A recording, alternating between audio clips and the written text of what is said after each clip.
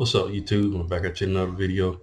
I just want to give my reaction to Alabama getting into the playoffs. Um, FSU wasn't able to get in. I know it's heartbreaking for the Florida State Seminoles, but I want to just break down some things about what went into the decision or why the college football playoff decided to put Florida State out of the playoffs and put Alabama in. A lot of varying factors. You do have a 13-0 team in Florida State. They won all their games. The ACC is a Power Five conference, and I get it. There's a lot of people upset about that and uh, things of that nature. But one of the criteria that they was going by, I'm gonna just read it off. They're looking at comparable teams and deciding who gets in the playoffs. They look at the conference championships won. So Florida State won the championship. Strength of schedule. They look at that. I'm gonna go into the details of that later on.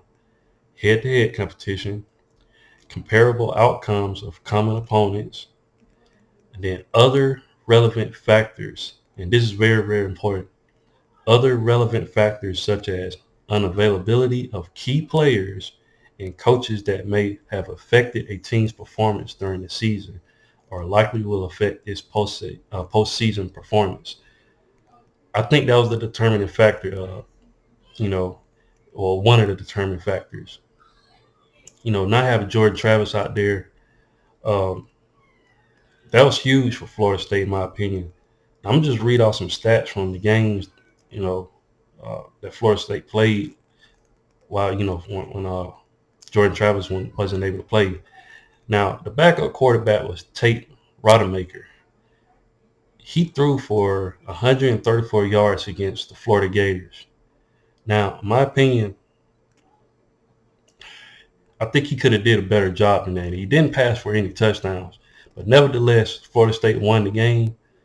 They won the game 24-15 against the Florida Gators. It was a rivalry game, and rivalry games are really, really tough to get by. So I'm not going to not take Rodemaker too much, but there was a decline in the offensive output in that matchup. Actually, Trey Benson was the guy that toted the rock for the Florida State Seminoles in that game. He got 3 touchdowns in that matchup. But Florida State was supposed to win that matchup, in my opinion, against the Florida Gators. The Gators' defense, man, hasn't been really, really good this whole season. So uh, take that if you want to say about that. And Florida State has a winning record against the SEC, so I get it, you know. But by Tate Rodemaker, again, the concussion in that matchup, they inserted, Brock Glenn, a freshman, you know, and I guess the committee was looking at that, going forward. He only threw for 55 yards in that matchup, averaging a 2.6 yard a pass average. If we're being honest with ourselves, would like to see Florida State play against a team in the college football playoff with that offensive output? I mean, it took a huge blow, and now Florida State's defense is really, really good. I made a video early on before the season started that Florida State was going to have really, really good defense, especially with Jared Verse and all those guys over there. Really, really good defense, but defense can only do so much in games. You got to have that offense to back up, your team. And if Florida State, I'm gonna be honest, if Georgia had to beat Alabama and Florida State would have put up a better offensive output against Louisville, Florida State would have been in the playoffs. Even if Georgia had lost to Alabama, and well, no, I can't say that because they still would have probably put Alabama in there. But if Georgia had won the matchup, Florida State was going to be in the playoffs. Simple as that, you know. But the fact that Alabama beat Georgia, that opened up the door for Alabama to get in there. And at that time, Saturday, Alabama had the best win in the country. We knocked off the number one team in the country, and that kind of screwed with Florida State. And then I want to mention the strength of record and the strength of the schedule between Alabama and Florida State.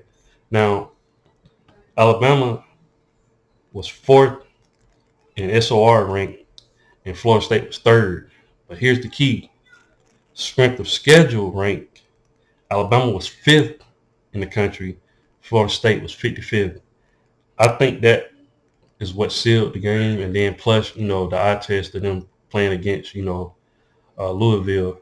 Had they put up some good offensive numbers, Florida State might have been able to get in this playoff. But uh, the Louisville Cardinals, they had just lost to Kentucky, uh, a team that both Alabama and Georgia blowed out. So a lot of determining factors, man. I hate it for Florida State Seminoles, but if you want to put the four best teams in the country in there, Alabama had to be one of the best teams to get in there, especially beating Georgia. Now, to be honest, if I had to put my top top four teams in the country, I would have put Michigan in there. I would have put who would I put number two? I would have put Michigan number one. I would have put Texas number two. I would have put Alabama number three, and I would have put Georgia number four. Yes, Georgia is definitely one of the best four teams in the country. Those are my top four right now. I'm just being honest. I would have put Texas ahead of us because they beat us head to head, so that has to count.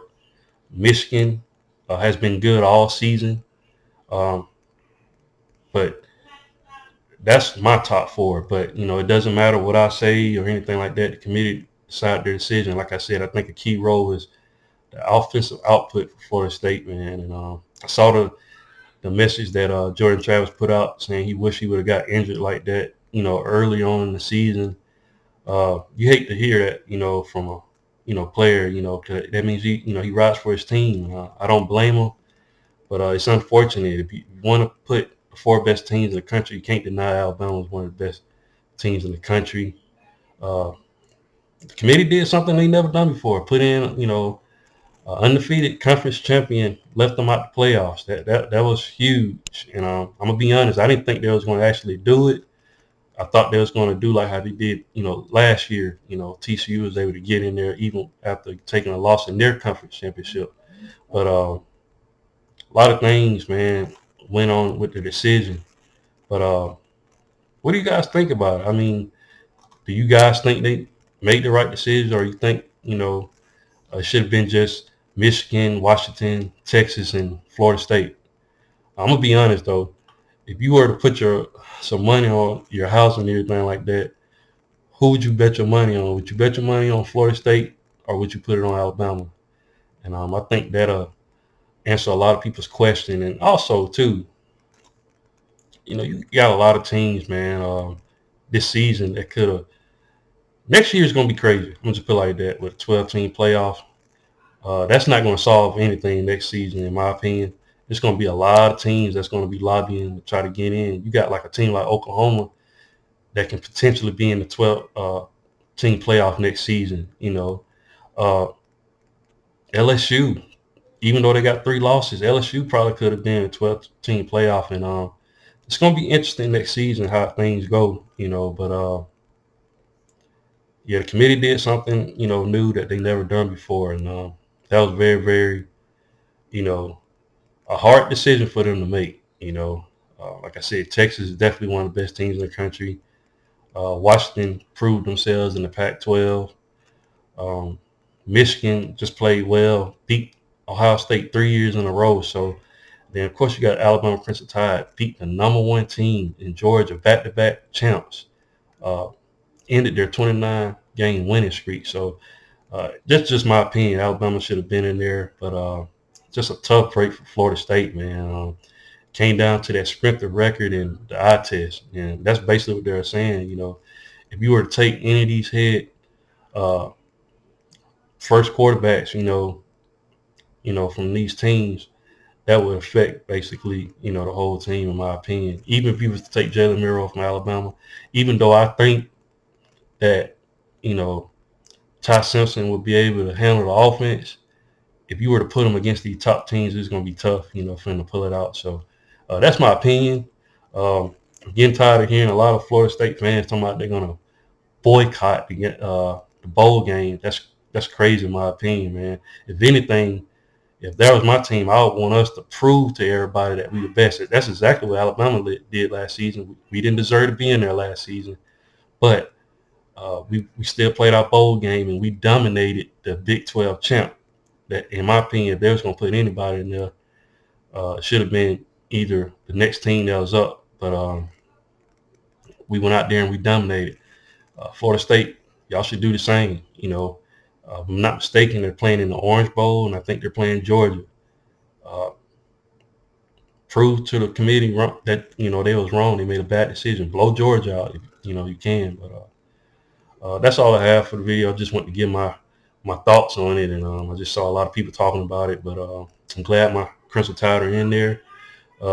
We've been doubted all season. A lot of people buried us after that Texas loss, but Alabama stood up and they won. And it's going to be interesting to see what they do going forward, playing against the Michigan Wolverines. But that's all I have for the video. Please like, share, and subscribe, and I'll definitely be back with more college football content. Thanks, guys, and roll tide.